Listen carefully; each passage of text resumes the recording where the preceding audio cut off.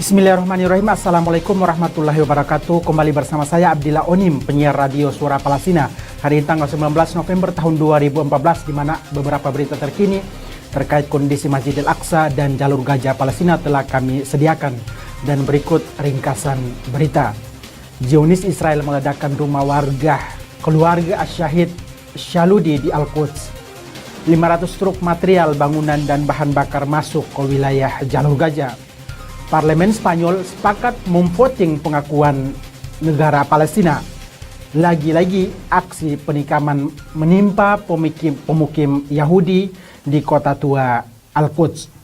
Dan inilah rangkuman berita. Zionis Israel meledakkan rumah keluarga Syahid Shaludi di kota tua Al-Quds. Pasukan militer Israel hari Rabu dini hari menghancurkan rumah keluarga Syahid Abdurrahman, pelaku pelindasan terhadap warga Israel yang terletak di desa Silwan, kota Al-Quds.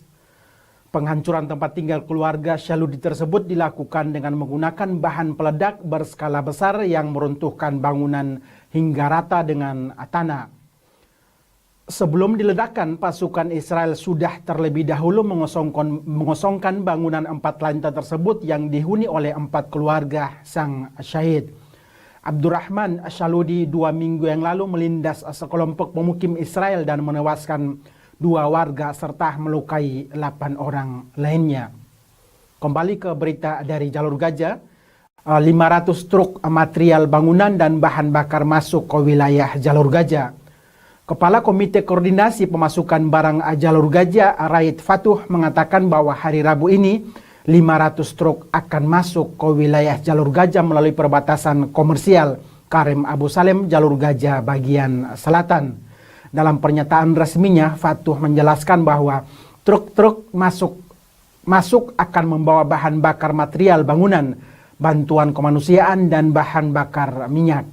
Bahan bakar material bangunan yang masuk hari ini merupakan bagian dari proyek internasional untuk rekonstruksi Gaza. Perbatasan Karem Abu Salem adalah satu-satunya pintu masuk barang yang digunakan untuk memasukkan barang bantuan ke wilayah jalur Gaza. Dan kembali kita beralih ke negara Spanyol. Parlemen Spanyol sepakat untuk memvoting pengakuan wilayah atau negara Palestina. Selasa sore kemarin, para anggota parlemen Spanyol melakukan voting dan seluruhnya sepakat untuk mengakui kedaulatan rakyat Palestina. Sebelumnya dikabarkan bahwa oposisi sosial Spanyol telah mendesak pemerintah untuk mengakui negara Palestina, dan hal ini telah menuai kemarahan dari pihak Israel.